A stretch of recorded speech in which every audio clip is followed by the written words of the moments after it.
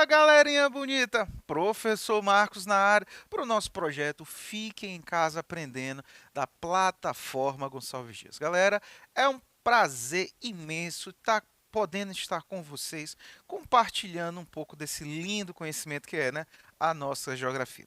E hoje nós vamos ter uma série de aulas muito bacanas, tá? Sobre uma temática que nós já falamos, né, a respeito do espaço geográfico e dos conceitos específicos, e agora nós estamos, né, continuando esse assunto de maneira específica sobre esses conceitos. Inclusive já falamos sobre a relação da paisagem, né, por exemplo, com a análise de mapas, e hoje nós vamos falar sobre o processo de regionalização do mundo, galera, tá? Que vai envolver o famoso conceito de região, tá bom? Então nós vamos falar aí sobre as principais regionalizações do mundo, vamos relembrar, né, o que é uma região e, claro, vamos falar muita coisa atual, tá certo? Do qual esse conhecimento ele envolve, tá?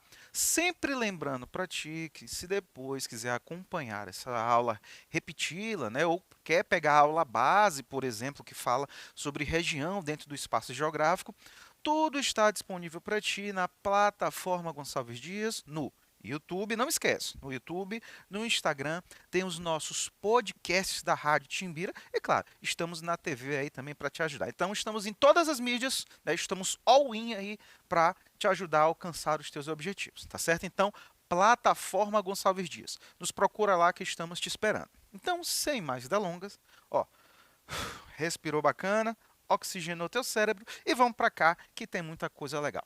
Primeira coisa, vamos relembrar aí esse famoso conceito de região, tá certo? É um conceito muito fácil de entender. Região nada mais é, galera, tá? Do que organizar, delimitar um espaço geográfico de acordo com um critério previamente estabelecido. Ou seja, quando eu quero entender as particularidades de um espaço, eu posso escolher um critério específico. E a partir daí eu consigo entender, né, de acordo com essas suas individualidades. Como, por exemplo, eu tenho aqui esse famoso conceito de região que se aplica ao nosso país, né, como vocês podem ver no mapa. Aqui nós temos a famosa classificação do IBGE, por exemplo, que divide o Brasil em 5 macro-regiões. Para que essa classificação aconteça, essas 5 regiões, eu utilizo um critério. Qual critério? Político-administrativo, tá certo? Eu tenho aspectos históricos, sociais, que vão aí trazer uma semelhança entre os estados integrantes dessa região e assim formá-los, tá certo? Então é para isso que serve o conceito de região, tá certo? Delimitar um espaço de acordo com um critério previamente estabelecido. Para quê? Para que eu tenha uma melhor compreensão desse espaço de acordo com as suas particularidades e similaridades. Ou seja, eu consigo entender as individualidades desse. Beleza? Facinho, né? Só para te mostrar, por exemplo, para embasar o que eu estou te falando, o próprio território brasileiro, por exemplo, ele pode ser classificado de outra forma. Nós temos a classificação do IBGE, que eu acabei de te falar, mas o mesmo território brasileiro ele tem uma outra classificação chamada de geoeconômica. Marcos, é o mesmo Brasil. Por que muda de região? Porque eu mudei o critério, tá? O critério da geoeconômica leva em conta aspectos ambientais, principalmente, tá certo? E também aspectos econômicos. Então, a partir daí, eu já não tenho a classificação de 5 macro-regiões, agora eu tenho de 3 macro-regiões. Beleza? Bacana, né? Facinho.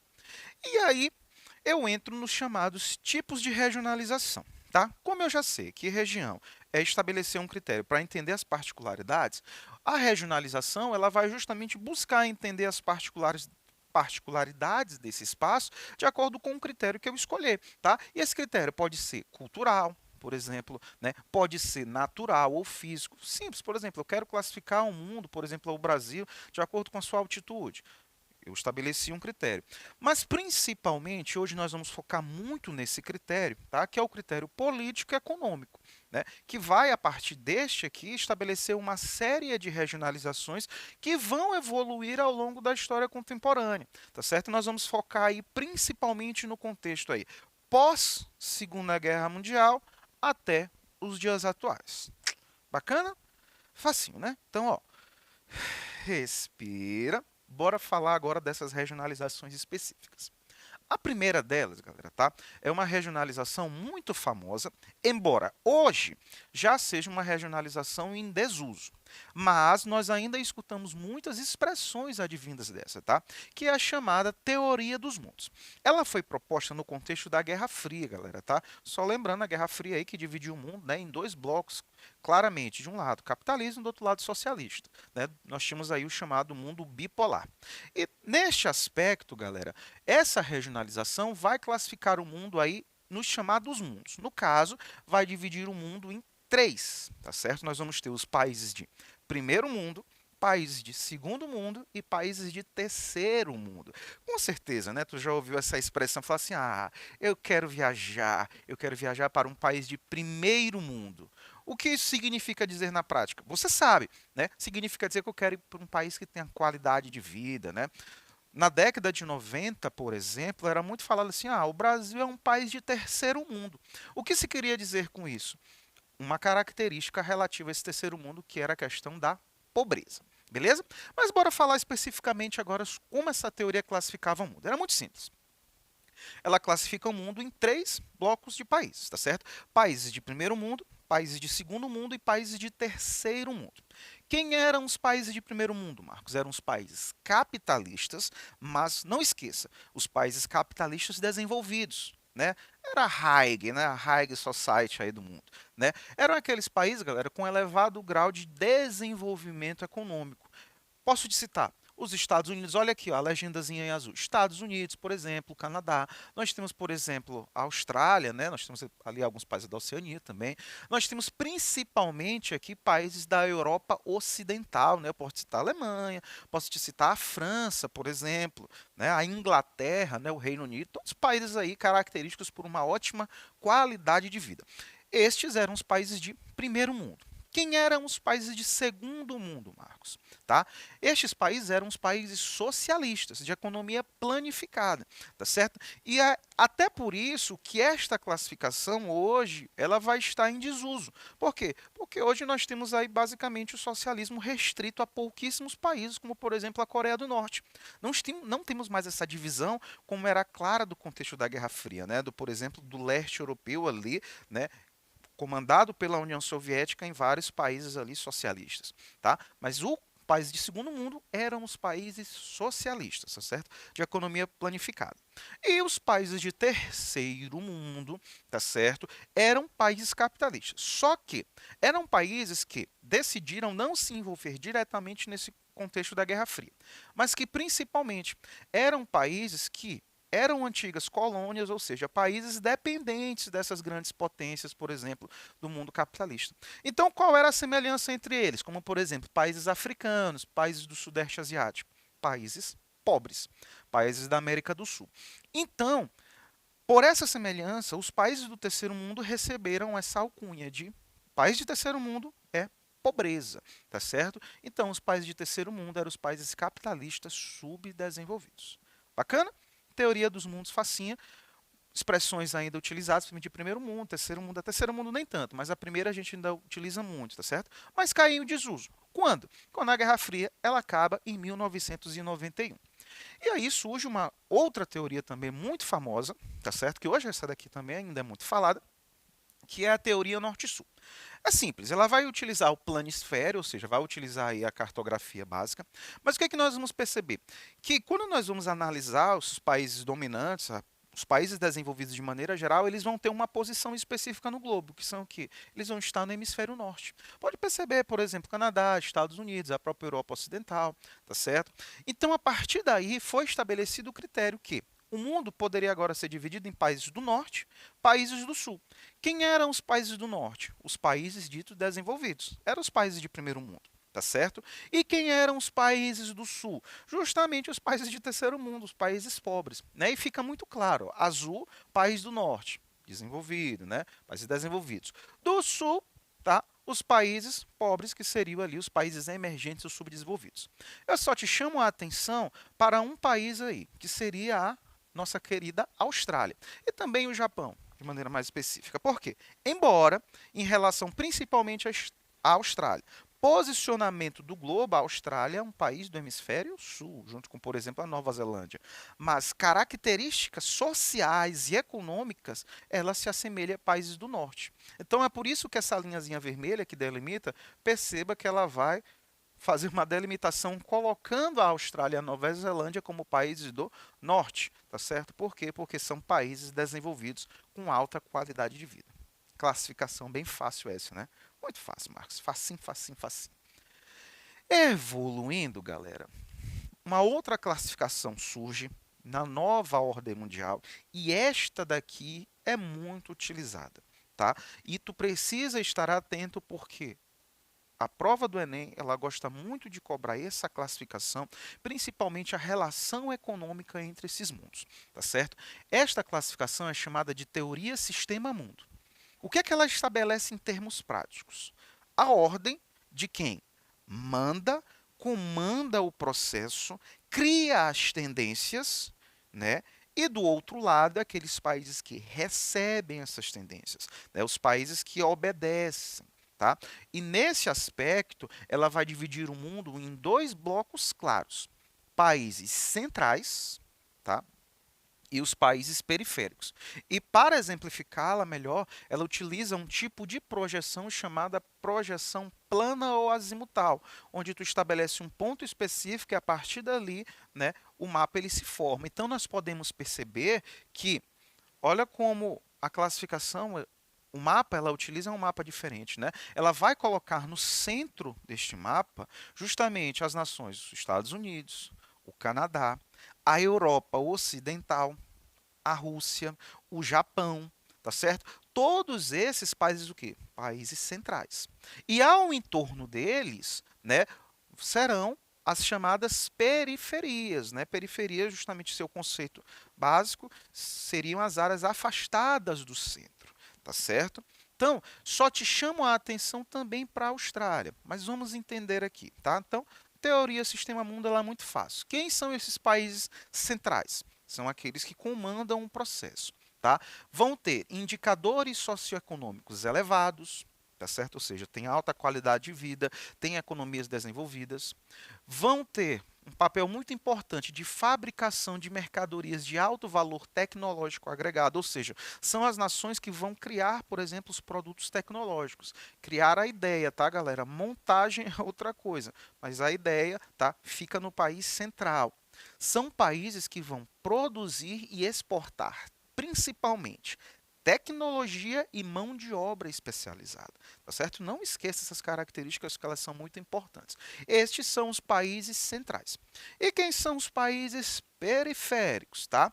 São justamente essas nações que dependem, que recebem esses produtos. São aqueles países, de maneira geral, apoiados numa produção primária. O que é produção primária, Marcos? Países que têm suas economias baseadas nas atividades do agronegócio, por exemplo, principalmente, né, produção de alimento, produção do extrativismo, tá? Este é o setor primário. São países que têm como característica também apresentar mão de obra barata e não especializada. Lembra que eu te falei agora da montagem do produto? A ideia é no país central, mas a montagem final ela vai ser onde? No país periférico. Por quê? Mão de obra barata, não especializada, o custo de produção ele é mais baixo, tá certo? São países, galera, que vão apresentar uma alta, né, concentração de renda, né? Nem sempre são países pobres, eu vou citar o nosso país, o Brasil é um país riquíssimo, tá? E quando eu te falo isso, eu falo em movimentação do PIB. O Brasil, de maneira geral, está entre as 10 maiores economias do mundo. Embora agora, especificamente no contexto da pandemia, tenha caído para 12º, mas em momentos normais, o Brasil está entre as 10 maiores normalmente, tá certo? Mas qual é uma característica importante do Brasil? Muita concentração de renda, né? Pouca gente, desculpa, com muito recurso na mão, tá? E por consequência também são países que vão apresentar indicadores socioeconômicos baixos, violência, pobreza, né? Problemas sociais.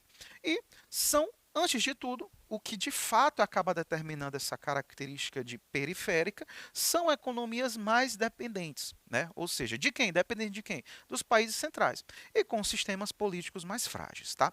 Eu só te faço um adendo muito importante agora, não esqueça. Ó, até respira para tu não esquecer. Neste mapa, que foi feito em 2019. Tu percebe este paísinho bem que eu estou apontando, que é a China. Ele é visto como um país ainda periférico, mas isso aqui nesse mapa. Mas já existem muitos autores que já confirmam que a China também já é um país central. Por quê? A China hoje ela já tem a segunda maior economia do mundo, competindo com os Estados Unidos.